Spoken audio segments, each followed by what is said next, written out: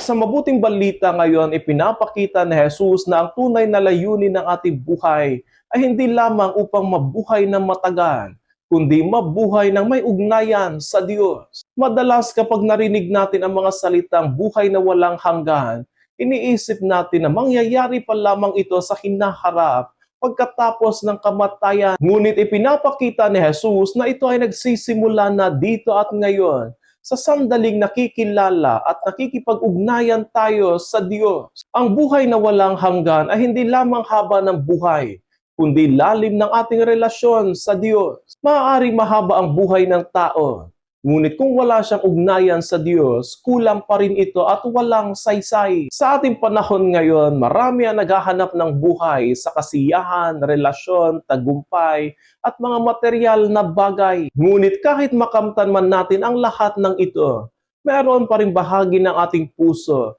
na naghahanap ng mas higit pa rito. Ang tunay na kaganapan ng ating buhay ay matatagpuan lamang sa ating pakikipag-ugnayan sa Panginoon. Paano natin ito na isa sa buhay?